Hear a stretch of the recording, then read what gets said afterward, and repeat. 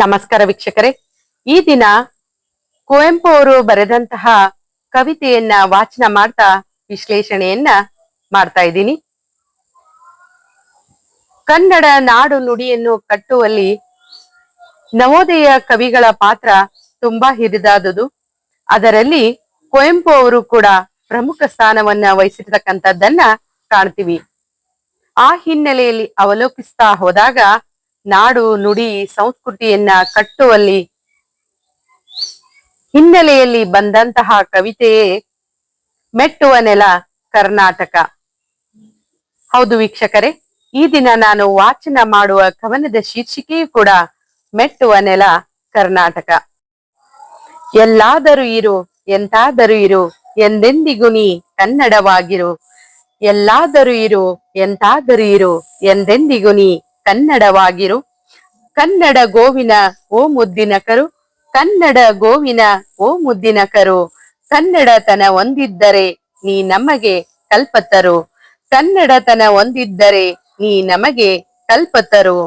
ನೀ ಮೆಟ್ಟುವ ನೆಲ ಅದೇ ಕರ್ನಾಟಕ, ನೀ ಮೆಟ್ಟುವ ನೆಲ ಅದೇ ಕರ್ನಾಟಕ. ನೀನೇರುವ ಮಲೆ ಸಹ್ಯಾದ್ರಿ, ನೀನೇರುವ ಮಲೆ ಸಹ್ಯಾದ್ರಿ. ನೀ ಮುಟ್ಟುವ ಮರ ಶ್ರೀಗಂಧದ ಮರ, ನೀ ಮುಟ್ಟುವ ಮರ ಶ್ರೀಗಂಧದ ಮರ. ನೀ ಕುಡಿಯುವ ನೀರ್ ಕಾವೇರಿ, ನೀ ಕುಡಿಯುವ ನೀರ್ ಕಾವೇರಿ. ಎಂತ ಸುಂದರವಾದಂತಹ ಸಾಲುಗಳನ್ನು ಕುವೆಂಪು ಅವರು ನಮಗೆ ಓದಲು ಕೊಡಮಾಡಿದ್ದಾರೆ. ಇಲ್ಲಿ ನಾವು ಎಲ್ಲಾದ್ರೂ ಇರ್ಲಿ, ಯಾವುದೇ ದೇಶದಲ್ಲಿ ಇರ್ಲಿ, ಯಾವುದೇ ರಾಜ್ಯದಲ್ಲಿರಲಿ, ಕನ್ನಡಿಗ ಅನ್ನೋ ಹೆಮ್ಮೆ ನಮ್ಮಲ್ಲಿರ್ಬೇಕು ಅಂತಕ್ಕಂತ ವಿಚಾರವನ್ನ ಕವಿ ಹೇಳ್ತಕ್ಕಂಥದ್ದನ್ನ ಕಾಣ್ತೀವಿ. ನಾವು ಎಲ್ಲೇ ಇದ್ರೂ ಕೂಡ ಕನ್ನಡತನದ ಸೊಬಗು ಸಂಸ್ಕೃತಿಗಳ ವಿಚಾರಗಳು ನಮ್ಮಲ್ಲಿ ಸದಾ ಹಸಿರಾಗಿರಬೇಕು ಅನ್ನುವಂತ ಸಂದೇಶವನ್ನ ಹೇಳ್ತಕ್ಕಂಥದ್ದನ್ನ ಕಾಣ್ತೀವಿ. ಬೇರೆ ರಾಜ್ಯಗಳಲ್ಲಿ ಇದ್ರೂ ಕೂಡ ನಮ್ಮಲ್ಲಿ ನಾನು ಕನ್ನಡಿಗ ಅನ್ನೋ ಹೆಮ್ಮೆ ಬೇಕು ಅನ್ನೋದರ ಜೊತೆಗೆ ನಮ್ಮ ನೆಲ ಜಲ ಜೊತೆಗೆ ಸಂಸ್ಕೃತಿಯ ಒಂದು ಅರಿವು ಇರಬೇಕು ಅಂತಕ್ಕಂತ ವಿಚಾರವನ್ನ ಈ ಸಾಲುಗಳಲ್ಲಿ ಹೇಳ್ತಕ್ಕಂಥದ್ದನ್ನ ಕಾಣ್ತೀವಿ. ಪಂಪನ ನೋದುವ ನಿನ್ನ ನಾಲಿಗೆ, ಪಂಪನ ನೋದುವ ನಿನ್ನ ನಾಲಿಗೆ. ಕನ್ನಡವೇ ಸತ್ಯ, ಕನ್ನಡವೇ ಸತ್ಯ. ಕುಮಾರವ್ಯಾಸನ ನಾಲಿಪ ಕಿವಿಯದು, ಕುಮಾರವ್ಯಾಸನ ನಾಲಿಪ ಕಿವಿಯದು. ಕನ್ನಡವೇ ನಿತ್ಯ. ನಮ್ಮ ಕನ್ನಡ ಸಾಹಿತ್ಯ ಚರಿತ್ರೆಯಲ್ಲಿ ಪ್ರತಿಯೊಬ್ಬ ಕವಿಗಳು ಹೇಳುವಂತಹ ಮಾತುಗಳು ಪೂರ್ವದ ಹಳೆಗನ್ನಡದಿಂದ ಆಧುನಿಕ ಕನ್ನಡದವರೆಗೂ ಕೂಡ ಕವಿಗಳು ತಮ್ಮದೇ ಆದಂತಹ ಅನುಭವಗಳ ಅನಾವರಣಗೊಳಿಸ್ತಾ ಬಂದಿರತಕ್ಕಂಥದ್ದು. ಆ ಒಂದು ಕವಿತೆ ಆಗಿರ್ಬೋದು, ಸಾಹಿತ್ಯದಲ್ಲಿ ತನ್ನದೇ ಆದಂತಹ ಸತ್ವವನ್ನ ಹೊಂದಿರತಕ್ಕಂಥದ್ದನ್ನ ಕಾಣ್ತೀವಿ. ಆದ್ರೆ ಪಂಪನ ಒಂದು ಕಾವ್ಯಗಳನ್ನ ಓದ್ಲಿಕ್ಕೂ ಕೂಡ ಪುಣ್ಯ ಬೇಕು ಅಂತಕ್ಕಂತ ವಿಚಾರವನ್ನ ಇಲ್ಲಿ ಹೇಳ್ತಕ್ಕಂಥದ್ದು. ಪಂಪನ ನೋದುವ ನಿನ್ನ ನಾಲಿಗೆ, ಕನ್ನಡವೇ ಸತ್ಯ. ಪಂಪನ ಒಂದು ಕೃತಿಯನ್ನ, ಪಂಪನನ ಕುರಿತಾಗಿ ಹೇಳ್ತಕ್ಕಂತ ನಾಲಿಗೆ ಸತ್ಯವಾಗಿರ್ತೈತಿ, ಜೊತೆಗೆ ಕನ್ನಡತನದ ಒಂದು ಸತ್ಯತೆಯಲ್ಲಿ ಸದಾ ಕಾಲ ಮೆರಿತಾ ಇರ್ತೈತಿ ಅಂತಕ್ಕಂತ ವಿಚಾರವನ್ನ ಹೇಳ್ತಕ್ಕಂಥದ್ದು. ಅದೇ ರೀತಿ ಕುಮಾರವ್ಯಾಸನ ಕಾವ್ಯದನ್ನ ಆಲಿಸಬೇಕಾತಂದ್ರೂ ಕೂಡ ಅದು ಅಲ್ಲಿ ಕನ್ನಡ ನಿತ್ಯ ಸದಾ ನಿತ್ಯ ಅಂತಕ್ಕಂತ ವಿಚಾರ. ಪಂಪ ಮತ್ತು ಕುಮಾರವ್ಯಾಸನ ಕೃತಿಗಳ ಜೊತೆಗೆ ಸಾಹಿತ್ಯವನ್ನ ಓದ್ಲಿಕ್ಕೂ ಕೂಡ ಕೇಳಲಿಕ್ಕೂ ಕೂಡ ಪುಣ್ಯ ಬೇಕು. ಅಲ್ಲಿ ಕನ್ನಡ ಯಾವಾಗ್ಲೂ ಕೂಡ ನಿತ್ಯ ಮತ್ತು ಸತ್ಯವಾಗಿರುತ್ತದೆ ಅನ್ನುವಂತಹ ಮಾತುಗಳನ್ನು ಅಭಿವ್ಯಕ್ತಪಡಿಸ್ತಕ್ಕಂಥದ್ದನ್ನ ಕಾಣ್ತೀವಿ. ಹಾಗಾದ್ರೆ ಬನ್ನಿ ಮತ್ತೆ ಮುಂದಿನ ಸಾಲುಗಳಲ್ಲಿ ಕುವೆಂಪು ಅವರು ತಮ್ಮ ಅಭಿಪ್ರಾಯವನ್ನ ಯಾವ ರೀತಿಯಾಗಿ ಹಂಚಿಕೊಂಡಿದ್ದಾರೆ ಅಂತ ನೋಡ್ತಾ ಹೋಗೋಣ. ಹರಿಹರ ರಾಘವರಿಗೆ ಎರಗುವ ಮನ, ಹರಿಹರ ರಾಘವರಿಗೆ ಎರಗುವ ಮನ.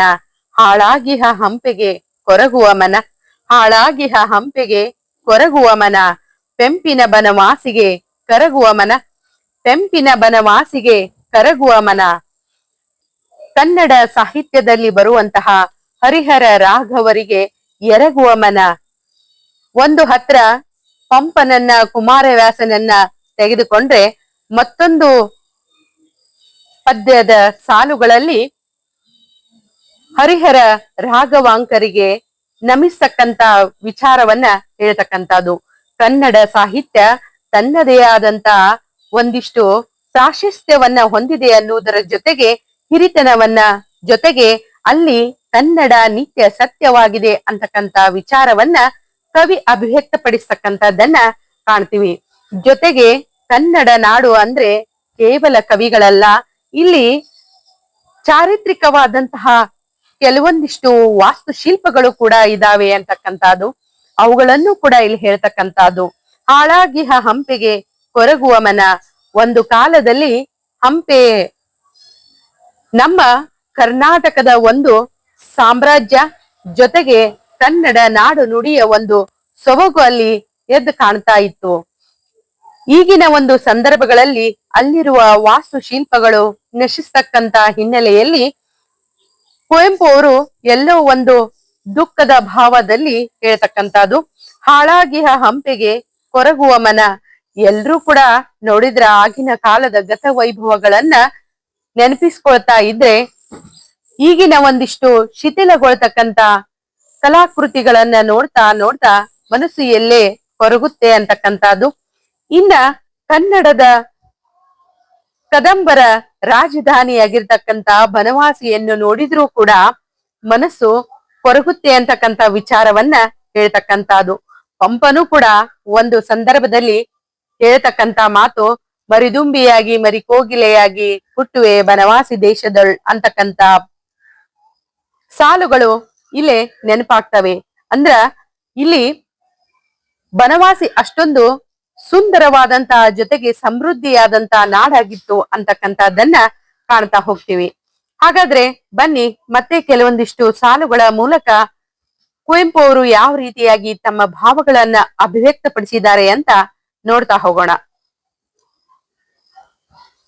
ಬೆಳ್ಗೊಳ ಬೇಲೂರ್ಗಳ ನೆನೆಯುವ ಮನ. ಬೆಳ್ಗೊಳ ಬೇಲೂರ್ಗಳ ನೆನೆಯುವ ಮನ. ಜೋಗದ ಜಲಪಾತದಿ ಧುಮುಕುವ ಮನ. ಜೋಗದ ಜಲಪಾತದಿ ಧುಮುಕುವ ಮನ. ಮಲೆನಾಡಿಗೆ ಹೊಂಪುಳಿ ಹೋಗುವ ಮನ. ಮಲೆನಾಡಿಗೆ ಹೊಂಪುಳಿ ಹೋಗುವ ಮನ. ಪ್ರತಿಯೊಂದು ಸಾಲುಗಳಲ್ಲಿಯೂ ಕೂಡ ಬಹಳ ಅರ್ಥಗರ್ಭಿತವಾದಂತಹ ಜೊತೆಗೆ ವಿಶೇಷವಾದಂತಹ ವಿಚಾರಗಳನ್ನ ಅಭಿವ್ಯಕ್ತಪಡಿಸಿರ್ತಕ್ಕಂಥದ್ದನ್ನ ಕಾಣ್ತೀವಿ. ಬೇಲೂರು ಜೊತೆಗೆ ಬೆಳ್ಗೊಳ ಬೇಲೂರಿನ ಒಂದಿಷ್ಟು ನೆನಪುಗಳನ್ನ ಮಾಡ್ಕೊಳ್ತಕ್ಕಂಥದ್ದು ನಮ್ಮ ಸಂಸ್ಕೃತಿಯನ್ನ ನೆನಪಿಸ್ತಾ ಇರ್ತಕ್ಕಂಥದ್ದನ್ನ ಕಾಣ್ತೀವಿ. ಬೇಲೂರಿನ ಒಂದು ಕಲಾಕೃತಿಗಳನ್ನಾಗಿರ್ಬಹುದು, ಹಳಬೀಡಿನ ಒಂದು ಕಲಾಕೃತಿಗಳಾಗಿರ್ಬಹುದು, ಅಲ್ಲಿ ವಿಶೇಷವಾದಂತಹ ನಮ್ಮ ಪರಂಪರೆಯ ಒಂದಿಷ್ಟು ವಿಚಾರಗಳನ್ನ ಜೊತೆಗೆ ಸಾಹಿತ್ಯಿಕವಾಗಿಯೂ ಅದರ ಜೊತೆಗೆ ಐತಿಹಾಸಿಕ ಹಲವಾರು ವಿಚಾರಗಳನ್ನೂ ಕೂಡ ಇಲ್ಲಿ ಅಭಿವ್ಯಕ್ತಪಡಿಸಿರ್ತಕ್ಕಂಥದ್ದನ್ನ ಕಲಾಕೃತಿಗಳಲ್ಲಿ ಕಾಣ್ತಾ ಹೋಗ್ತೀವಿ. ಆ ಒಂದಿಷ್ಟು ವಿಚಾರಗಳನ್ನ ಇಲ್ಲಿ ಕವಿ ನೆನಪಿಸ್ಕೊಳ್ತಕ್ಕಂಥದ್ದು. ಅದರ ಜೊತೆಗೆ ಜೋಗದ ಜಲಪಾತದಿ ಧುಮುಕುವ ಮನ. ಶಿವಮೊಗ್ಗ ಜಿಲ್ಲೆಯಲ್ಲಿ ಬರತಕ್ಕಂತಹ ಜೋಗ ಜಲಪಾತವನ್ನ ನೋಡಿದ್ರೆ ಯಾರಿಗೆ ತಾನೇ ಅಲ್ಲಿಯ ಪ್ರಕೃತಿ ಇಷ್ಟ ಆಗೋದಿಲ್ಲ. ತುಂಬಾ ಸುಂದರವಾದಂತಹ ತಾಣ ಅದಾಗಿದ್ದು ನಮ್ಮ ಕರ್ನಾಟಕದ ಪ್ರಾಕೃತಿಕ ಸೌಂದರ್ಯವನ್ನು ಗುರುತಿಸುವಲ್ಲಿ ಜೋಗ ಜಲಪಾತವು ಕೂಡ ಒಂದು ಎಂದು ಹೇಳ್ತಕ್ಕಂಥದ್ದನ್ನ ಕಾಣ್ತೀವಿ. ಅದರ ಜೊತೆಗೆ ಮಲೆನಾಡಿನ ಒಂದು ಸೌಂದರ್ಯ, ಪ್ರಾಕೃತಿಕ ಸೌಂದರ್ಯ, ಅಲ್ಲಿ ಇರ್ತಕ್ಕಂತಹ ಸುಂದರವಾದಂತಹ ಬೆಟ್ಟ ಗುಡ್ಡ, ಸಹ್ಯಾದ್ರಿ ಪರ್ವತಗಳು, ಜೊತೆಗೆ ಅಲ್ಲಿ ಇರ್ತಕ್ಕಂತ ನಾನಾ ವಿಧವಾದಂತಹ ಸಸ್ಯ ರಾಶಿ, ಇವುಗಳೆಲ್ಲ ವರ್ಣನೆ ಮಾಡ್ತಕ್ಕಂಥದ್ದನ್ನ ಕಾಣ್ತೀವಿ. ಜೊತೆಗೆ ಕೆಲವೊಂದಿಷ್ಟು ವಿಚಾರಗಳನ್ನ ಮತ್ತೆ ಹೇಳ್ತಕ್ಕಂಥದ್ದನ್ನ. ಹಾಗಾದ್ರೆ ಬನ್ನಿ ಆ ಸಾಲುಗಳು ಹೇಗಿದಾವೆ ಅಂತ ನೋಡ್ತಾ ಹೋಗೋಣ. ಪ್ರಾಣಕ್ಕೆ ಗಿಳಿ ಕೋಗಿಲೆ ಇಂಪಿಗೆ ಮಲ್ಲಿಗೆ ಸಂಪಿಗೆ ಕೇದಗೆ ಸೊಂಪಿಗೆ ಮಾವಿನ ಹೊಂಗೆಯ ತಳಿರಿನ ತಂಪಿಗೆ ಮಾವಿನ ಹೊಂಗೆಯ ತಳಿರಿನ ತಂಪಿಗೆ ರಸ ರೋಮಾಂಚನಗೊಳ್ಳುವಾತನ ಮನ ರಸ ರೋಮಾಂಚನಗೊಳ್ಳುವಾತನ ಮನ. ಇಲ್ಲಿಯೂ ಕೂಡ ಪ್ರಕೃತಿಯಲ್ಲಿ ಇರ್ತಕ್ಕಂತಹ ಕೆಲವೊಂದಿಷ್ಟು ಪಕ್ಷಿಗಳ ಕುರಿತಾಗಿ ಹೇಳ್ತಕ್ಕಂತಹದ್ದು. ಕಾಜಾಣ ಆಗಿರಬಹುದು, ಗಿಳಿ ಜೊತೆಗೆ ಕೋಗಿಲೆ, ಈ ಒಂದು ಪಕ್ಷಿಗಳು ಧ್ವನಿಯು ತುಂಬಾ ಇಂಪಾಗಿರ್ತಕ್ಕಂಥದ್ದನ್ನ ಕಾಣ್ತೀವಿ. ಅಂತ ಪಕ್ಷಿಗಳ ಹೊಂದಿರತಕ್ಕಂತ ಪ್ರಾಕೃತಿಕ ಪರಿಸರವನ್ನ ಹೊಂದಿದಂತಹ ನಾಡು ನಮ್ಮ ಕರ್ನಾಟಕ ಅಂತಕ್ಕಂಥದ್ದನ್ನ ಹೇಳ್ತಕ್ಕಂಥದ್ದು. ಜೊತೆಗೆ ನಾನಾ ವಿಧವಾದಂತಹ ಹೂಗಳನ್ನ ಹೊಂದಿರತಕ್ಕಂಥದ್ದು. ಈ ಹೂಗಳು ಅಂದ ತಕ್ಷಣನೇ ನೆನಪಿಗೆ ಬರ್ತಕ್ಕಂಥದ್ದು ಹರಿಹರನ ಪುಷ್ಪರಗಳೇ ನೆನಪಿಗೆ ಬರ್ತಕ್ಕಂಥದ್ದು. ಎಷ್ಟೊಂದು ಹೂಗಳನ್ನ ಉದ್ಯಾನವನದಲ್ಲಿ ದೇವರ ಪೂಜೆಗೆ, ಹಂಪೆ ವಿರೂಪಾಕ್ಷನ ಪೂಜೆಗೆ ತೆಗೆದುಕೊಳ್ತಕ್ಕಂಥದ್ದನ್ನ ಕಾಣ್ತೀವಿ. ಇದನ್ನು ಕೂಡ ನೋಡ್ತಾ ಹೋದಾಗ ಕರ್ನಾಟಕದಲ್ಲಿ ಪ್ರಾಕೃತಿಕವಾಗಿ ತುಂಬಾ ವಿಶೇಷವಾದಂತಹ ನಾಡು ಅಂತಕ್ಕಂಥದ್ದನ್ನ ನೆನಪಿಸ್ಕೊಳ್ಬಹುದು. ಇಲ್ಲಿಯೂ ಕೂಡ ಮಲ್ಲಿಗೆ ಸಂಪಿಗೆ ಕೇದಗೆ ಸೊಂಪು ತುಂಬಾ ಸುಂದರವಾದಂತಹ ಸುವಾಸನೆಯನ್ನ ಬೀರುವಂತಹ ಸಾಕಷ್ಟು ಹೂಗಳ ನಾಡು ಕರ್ನಾಟಕ ಅಂತಕ್ಕಂಥದ್ದು. ಅದರ ಜೊತೆಗೆ ಮಾವಿನ ಹೊಂಗೆಯ ತಳಿರಿನ ತಂಪಿಗೆ ಮಾವಿನ ಗಿಡಗಳು ಸಾಕಷ್ಟು, ಅದರ ಜೊತೆಗೆ ಮಾವಿನ ತಳಿರು ಸಾಕಷ್ಟು ಇದ್ದಾಗ ಆ ಗಿಡದ ಅಡಿಯಲ್ಲಿ ಕುಳಿತಾಗ ತಂಪಾಗ್ತಕ್ಕಂಥದ್ದು. ಅಂತ ಮಾವು ಹೊಂದಿದಂತ ನಾಡು ನಮ್ಮದು ಕರ್ನಾಟಕ ಅಂತಕ್ಕಂಥದ್ದನ್ನ ಹೇಳ್ತಕ್ಕಂಥದ್ದು. ಜೊತೆಗೆ ರಸ ರೋಮಾಂಚನಗೊಳ್ಳುವಾತನ ಮನ. ಇವೆಲ್ಲವುಗಳನ್ನು ಪ್ರಕೃತಿಯ ಸವಿಯನ್ನ ಆಸ್ವಾದಿಸಿದಾಗ ಮನಸ್ಸು ಪ್ರಫುಲ್ಲಗೊಳ್ಳುತ್ತದೆ, ರೋಮಾಂಚನಗೊಳ್ಳುತ್ತದೆ. ಒಬ್ಬ ಕವಿಗೆ ಬೇಕಾಗಿರೋದು ಮುಖ್ಯವಾಗಿ ಪ್ರಕೃತಿ ಅಲ್ವಾ? ಆ ಪ್ರಾಕೃತಿಕ ಸೌಂದರ್ಯವನ್ನ ಇಲ್ಲೇ ಕವಿ ಆರಾಧಿಸ್ತಕ್ಕಂಥದ್ದನ್ನು ಕೂಡ ಕಾಣ್ತೀವಿ. ಹಾಗಾದ್ರೆ ಬನ್ನಿ ಮತ್ತೆ ಮುಂದಿನ ಸಾಲುಗಳಲ್ಲಿ ಯಾವ ರೀತಿಯಾಗಿ ತಮ್ಮ ವಿಚಾರಗಳನ್ನ ಅಭಿವ್ಯಕ್ತಪಡಿಸಿದ್ದಾರೆ ಅಂತ ನೋಡ್ತಾ ಹೋಗೋಣ. ಎಲ್ಲಿದ್ದರೆ ಏನ್, ಎಂತಿದ್ದರೆ ಏನ್, ಎಲ್ಲಿದ್ದರೆ ಏನ್, ಎಂತಿದ್ದರೆ ಏನ್, ಎಂದೆಂದಿಗೂ ತಾನ್ ಕನ್ನಡವೇ ಸತ್ಯ, ಎಂದೆಂದಿಗೂ ತಾನ್ ಕನ್ನಡವೇ ಸತ್ಯ, ಕನ್ನಡವೇ ನಿತ್ಯ, ಕನ್ನಡವೇ ನಿತ್ಯ, ಅನ್ಯವೆನಲದೆ ಮಿಥ್ಯ, ಅನ್ಯವೆನಲದೆ ಮಿಥ್ಯ.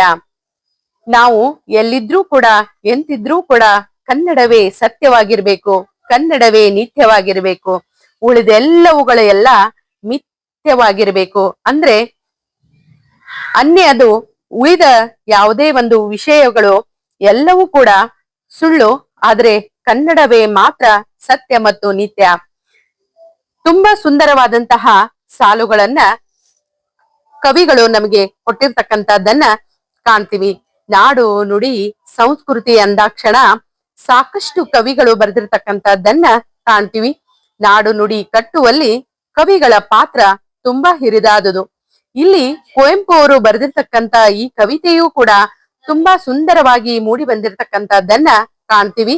ಜೊತೆಗೆ ಇಲ್ಲಿ ಇರ್ತಕ್ಕಂಥ ಪ್ರಾಕೃತಿಕ ಸೌಂದರ್ಯವನ್ನ, ಅದರ ಜೊತೆಗೆ ಕವಿಗಳ ಒಂದಿಷ್ಟು ವಿಚಾರಗಳನ್ನು ಕೂಡ, ಜೊತೆಗೆ ಐತಿಹಾಸಿಕ ದೃಷ್ಟಿಕೋನದಿಂದ ಕಲೆ ಮತ್ತು ವಾಸ್ತುಶಿಲ್ಪಗಳನ್ನು ಕೂಡ ನೆನಪಿಸ್ಕೊಳ್ತಕ್ಕಂಥದ್ದು ವಿಶೇಷವಾಗಿ ಕಂಡು ಬರ್ತಕ್ಕಂಥದ್ದು.